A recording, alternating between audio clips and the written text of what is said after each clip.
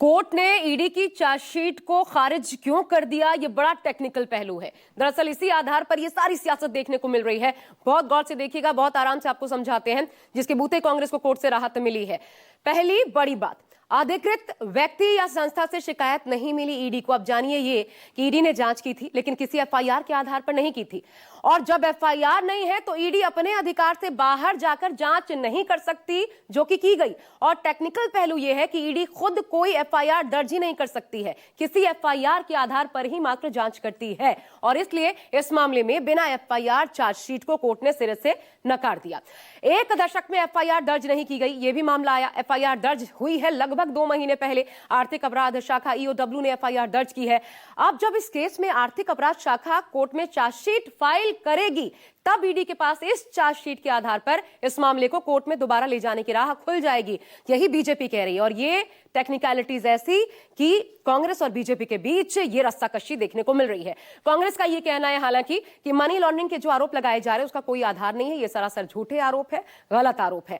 3 अक्टूबर 2025 की एफआईआर से संबंधी नहीं है ये, जो इसी साल 2 महीने पहले लगभग हुई है। और इसलिए अगर ईडी इस मामले को दोबारा कोर्ट में ले जाती है तो ये भी गलत होगी और फिर ईडी को कोर्ट से झटका लगना तय है, क्योंकि पैसा और संपत्ति के ट्रांसफर के सबूत नहीं है, ये दरअसल कांग्रेस का मानना है। हालांकि इतना तय है कि अभी इस मामले में और महाभारत बाकी है, जो ईडी के रुख के बाद फिर से देखने को मिल सकती है।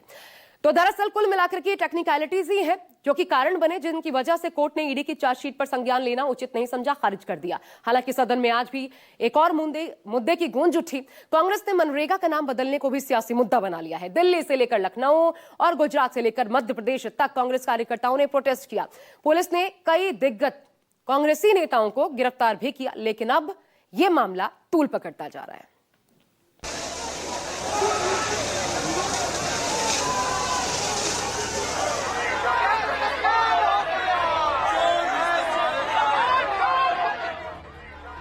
देश के अलग अलग राज्यों में कांग्रेस कार्यकर्ताओं ने प्रोटेस्ट किया। दिल्ली में बीजेपी हेडक्वार्टर के घेराव के लिए प्रदर्शन हुआ। वहीं भोपाल में कांग्रेस कार्यकर्ताओं को रोकने के लिए वाटर कैनन का इस्तेमाल हुआ।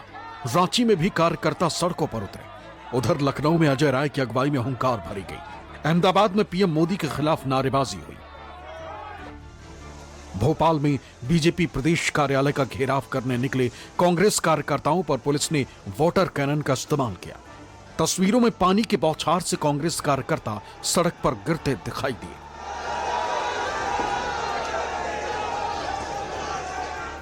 नेशनल हेराल्ड मामले में सोनिया गांधी और राहुल गांधी को लेकर जिस तरह से ईडी ने अपनी चार्जशीट दाखिल की थी मनी लॉन्ड्रिंग को लेकर, उसको लेकर भोपाल में कांग्रेस के तमाम कार्यकर्ता यहां पर बीजेपी कार्यालय का घेराव करने निकले हैं। वाटर कैनन का इस्तेमाल करते हुए यहां पर पुलिस ने बैरिकेड लगाकर उन्हें रोकने की कोशिश करती हुई नजर आ रही है। ये देखिए तस्वीरें भोपाल की, यहाँ पर किस तरह से यहाँ आप देखें तो वाटर कैनन करके जीतू पटवारी जो कि मध्य प्रदेश कांग्रेस के अध्यक्ष हैं, उन्हीं के नेतृत्व में कांग्रेस के तमाम कार्यकर्ता यहाँ पर आपको देखे नजर आ रहे हैं। पीछे की तस्वीर देखिए, यहाँ पर पुलिस लगातार बैरिकेड लगाकर यहाँ पर रोकने की कोशिश कर रही है। पीछे के हिस्से पे अगर देखेंगे तो वाटर कैनन का इस्तेमाल करके बड़ी संख्या में पुलिस फोर्स भी यहाँ पर नजर आ रही है। और ये देखिए किस तरह से यहाँ पर रोकने की कोशिश करते हुए वाटर कैनन का इस्तेमाल किया जा रहा है। और ये देखिए, ये बड़े नेता हैं यहाँ पर कांग्रेस के, चाहे वो जो भी नेता है, पूरे प्रदेश भर के नेता यहाँ पहुंचे हैं और यहाँ पर वाटर कैनन का इस्तेमाल करके पुलिस उन्हें रोकने की कोशिश कर रही है। प्रोटेस्ट को देखते हुए पुलिस ने पहले ही बैरिकेडिंग की हुई थी। भोपाल में मध्य प्रदेश कांग्रेस के प्रदेश अध्यक्ष जीतू पटवारी की अगुवाई में कार्यकर्ता सड़क पर उतरे। मध्य प्रदेश कांग्रेस के अध्यक्ष जीतू पटवारी, वाटर कैनन चल रहा है, आपको रोकने की कोशिश अन्याय और अत्याचार की पराकाष्ठा है। एक तरफ बदनाम करना, झूठी बातें करना, देश को बेचना, गुमराह करना और फिर इस तरह का तांडव मचाना, ये देश के लिए अराजकता है। तो आप क्या करेंगे? कांग्रेस पार्टी लड़ेगी। पुलिस ने जीतू पटवारी समेत कई प्रदर्शनकारियों को हिरासत में लिया और प्रदर्शन स्थल से दूर लेकर गए।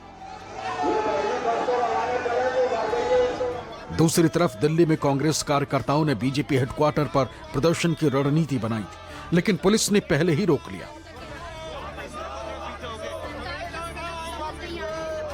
ईडी के द्वारा राहुल गांधी से 50 घंटे की अलग अलग समयावधि के दौरान पूछताछ हुई, सोनिया गांधी से पूछताछ हुई, उसके बावजूद ईडी कोई साक्ष्य या सबूत ऐसे ठोस नहीं रख पाई राहुल जी कोर्ट के समक्ष, जिससे कि उन पर आरोप तय हो या चार्जशीट पर संज्ञान ले कोर्ट। और इसी पूरे मामले में कांग्रेस के कार्यकर्ताओं के द्वारा प्रदेश अध्यक्ष देवेंद्र यादव के दिशा निर्देश पर यह पूरा प्रदर्शन किया जा रहा है, जहां पर भारतीय जनता पार्टी को घेरने के लिए कोशिश अब कांग्रेस के आला नेताओं के साथ साथ कार्यकर्ता भी करते हुए नजर आ रहे हैं।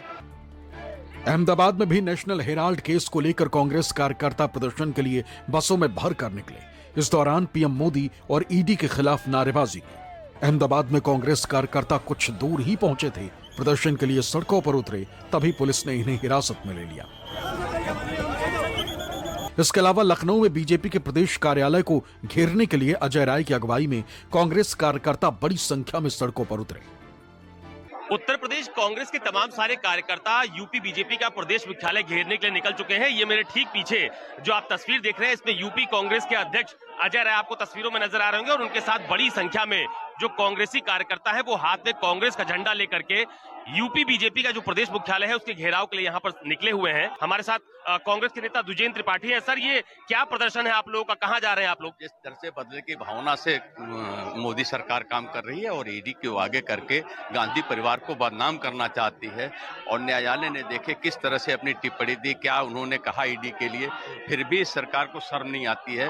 तो बदले की भावना जो कर रही है उसके खिलाफ हम लोग बीजेपी कार्यालय का घेराव करने जा रहे हैं।